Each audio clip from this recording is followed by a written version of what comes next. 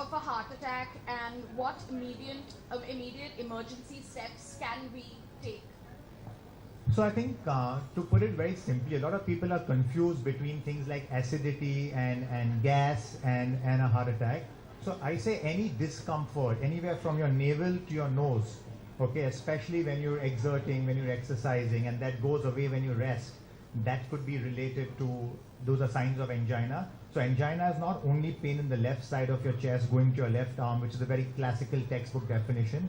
It's any discomfort anywhere in the upper body which increases with exertion. So it doesn't mean every time you get a toothache, you're having a heart attack, but a toothache could be a sign of having heart disease, okay? So that's the first thing. In an emergency, you get all these WhatsApp forwards going around, start coughing violently and frankly, none of that works. What you need to do is give the person an aspirin and make them eat it up, chew it up, not swallow the aspirin, chew it up, because that can dissolve the clot, and head to the nearest hospital. The biggest mistake we make in our city is we call the general practitioner, he will take 20 minutes to come, he will then say something's wrong, he will say let me do an ECG, and time has gone by. So time is muscle in such a situation, okay? And speaking of muscle, actually John, we met a couple of weeks back at your place, and you were talking about your workout. So do you do only a lot of strength training, or do you also do cardio? What's your workout like? So now in fact, I approach it in two ways. My next film requires for me to lose a lot of weight, but I do a lot of functional training. I do a bit of strength, a lot of cardio, and I mix it all up. I have a lot of fun. The idea is to be excited, to get up in the morning and go to the gym or go for a walk or go for a run. And it happens once a year when I'm with my two friends here, Mr. Anil Singh and Vivek Singh, the Mumbai Marathon, when we wake up in the morning. But on a regular basis, I love waking up and I love shocking my body, and I just enter the gym and I don't tell myself what I'm going to be doing today. And I start playing around. It's like a child in a candy store.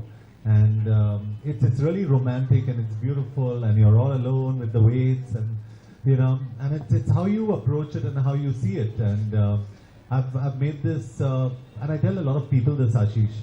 You know, I'm very spiritual. I'm an agnostic, probably tending to an atheist. I don't know. I'm not sure. But I tell people that the only church, the only mandir, the only mosque is that gym or that place where you work out. Could be the road as well where you walk. And you know, you need to worship your body. And it's very important, and that should come paramount. And I try and inculcate the same thing with a lot of youngsters who ask me questions, and I keep telling them, Ashish, and you can correct me if I'm wrong, but I tell them it's not about big biceps, it's not about six packs, it's about what your core strength is and whether I could beat Dhananjay. I think Dhananjay can outlast me, completely outlast me, you know, in any marathon. He can run circles around me, and I think that's very special. What he does is very commendable. For all you guys who think it's easy, trust me, when we stand there in the mornings and when we look out, what you guys do is really commend. To cross that line is absolutely fantastic. So a big hand to you again. I think you're a real hero. Great, that's amazing. So you actually wake up at the time Anil Singh goes to bed. He's the fittest man I know on this side of the planet. Actually, Anil also features in the book in a very notorious manner, and we won't talk about that right now. What about recent news? There's been a lot of recent news circling, be it internet articles, forwards, etc., about cholesterol is no longer a dangerous substance. What does that mean? Okay, so there's a lot of WhatsApp sort of being forwarded around that, you know, no, cholesterol is no more, I'll use the exact words that the US FDA used, no more a nutrient of concern. And what that means is, the confusing bit is there's cholesterol in the food you eat and there's cholesterol in your body. So the cholesterol in the food you eat only comes from animal sources. So if you're a vegetarian, things like milk, for example, milk's an animal source, will contain cholesterol. But the cholesterol you eat in your food, which is classically there in Parsi delicacies like eggs and shrimp and all of that, is not converted to cholesterol in the body in a one-on-one. Your liver is actually a factory that makes cholesterol.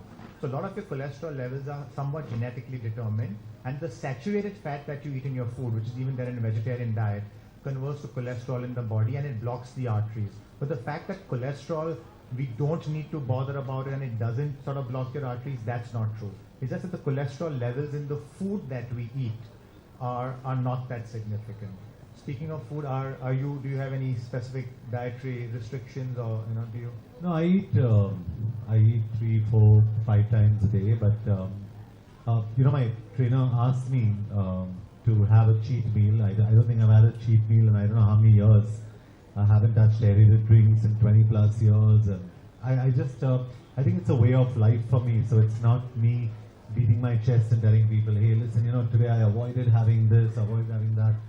I think it's I enjoy the space that I'm in, and I love Parsi food. I love Parsi food. I love my patrani machi.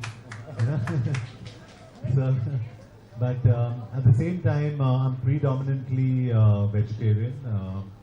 I have egg whites, and I have complex carbohydrates, I have my oatmeal after my workout, and I just feel good about myself, and I try and keep it clean, and I try and keep it really, really light. So I'm very energetic from early morning, and I really don't feel tired, but towards 9:30, I start building like a flower, like I just go down like this, because I think I need another pit stop of food, otherwise I'm gone.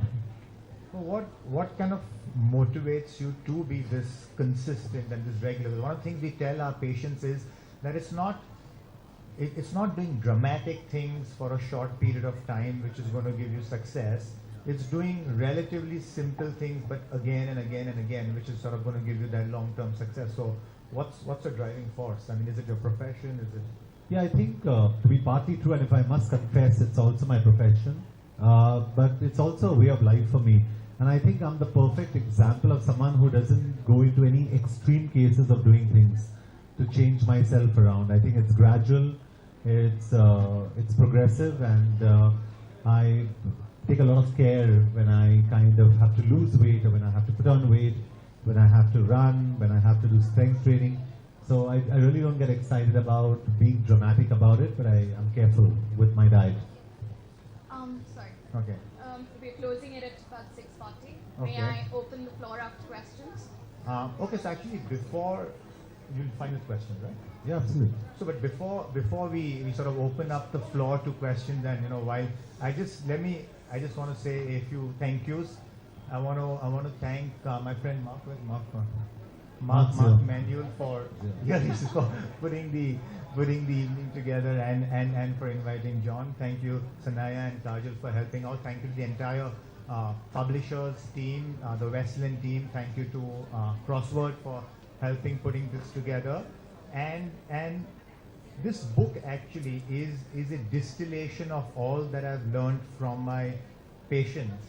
So I really need to thank my patients and the people who are part of my life, who have been part of this. So Mr. Rajan Javeri is there; he's part of the book. Mr. Arun Sheth is there; he's part of the book. So they're all. In fact, Mr. Arun Sheth, Vivek, you'll enjoy this. On the first marathon that we did in 2004. He was among the group of 25 heart disease patients who ran, and Times of India got so excited, it actually made him take his shirt out to show the scar, and he's doing his roar on the scar. There's a page 3 of Times of India in 2004, just before the marathon. So he's out there. Anil and Vivek saying the marathon forms a big part of my life. Anil also forms a part of the book, which I will not disclose. You'll have to read that. Who else? Mr. Venkat, I'd seen him earlier. I think he's just lost somewhere out here. So he had heart disease, and not only did he run after that, he's actually formed something called a Zippers Club. So the zipper is people who have a scar in the middle. They call that the Zipper Club. So people with bypass surgery, and they run after that. Ms. Bhavna Kothari is there. She's an example of a lady with heart disease. Mrs. Sadarangani was there. Aruna, I saw her there, but unfortunately, yes. So she's out here. So thank you. And again, a lot of the book is conversational, so it's really who I am, and who I am has been shaped by my family. They're sitting out here, my mother, my father, thank you very much, my wife, my daughter, my sister, I can't see her, oh my God, you got the ringside seat, So thank you. Um, thank you to my friends and my work colleagues who are more like friends than colleagues, and to my hospital, the Sir H.N. Reliance Foundation Hospital, for really providing a environment which we can really go out and do the kind of work we want to do. Dr. Dawars, our medical director, he couldn't be here. He had a surgery in the family just this morning. So thanks to him, Mr. Mahesh Kamdar, Ms. Avni Mehta, and big thanks to Mrs. Neeta Ambani, the chairperson of the Reliance Foundation Hospital, for setting it up. It truly is a visionary hospital and fabulous infrastructure. So please do come. Thank you to the media for coming here. Thank you so much for coming and supporting. And thank you, John. I mean, for so readily and so, literally straight from the heart. We met you and you said yes, like literally in 5 minutes. John's not just an icon of health and fitness. I think he's an icon of just modesty and humility, and in spite of all the success, he really is the boy next door. You read about that in